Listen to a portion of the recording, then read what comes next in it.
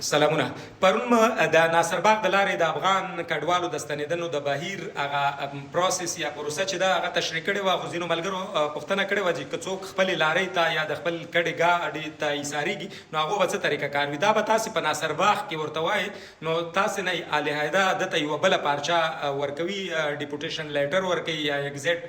چې کوم دغه دی فارم دی یا وړوکی ټوکن دی نو هغه دته ورکول کېږي دی بیا په لار کې چې دی خپل ګاډي ته کوزېدلی شي تن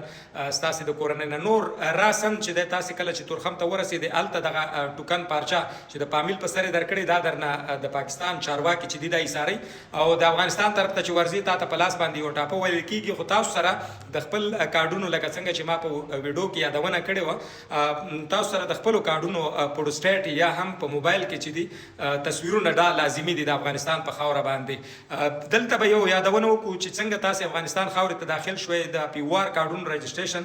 چې دی په یو بیل اطاق کې کېږي او د آی سی سی کارډونو په یو بیل اطاق کې کېږي که د آی سی سی کارډ لرونکی څوک نارینه یا زنانه وي نو هغوی سره د آی یو ای ایم اداره چې ده هغه 14,000 افغانۍ دلته په ننوتو یا داخلېدو کې چې دی مرسته کوي ورسره د کور څه لوازمات دي لوښي دي سامانونه دي بجلي د لاسي څراغ دی او ورسره سیم کارډونه او دا شیان چې دي د آی یو ایم ادارې لخوا ورکول کېږي کله چې بیا تاسې د عمري کیم نه ووځئ خارجېږئ پروسس هم کمپلیټ شي نو د آی یو ایم اداره او یا نه پوهېږم چې د افغانستان حکومت د آی سی سی کارډ لرونکو سره یو 14,000 افغانۍ نور کومک هم کوي او پاتې شوه د پیوار کارډونو د پیوار کارډ سره په دغه ځای کې نور څه مرسته نشته ځکه چې یو ان سی آر په الحال خپلې مرستې ډېرې زیاتې محدودې کړي دي نو کله هم چې تاسې د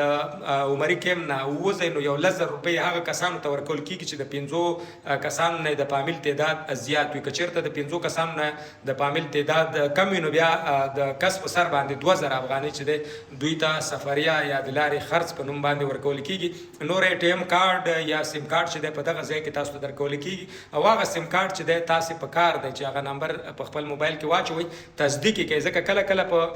دغه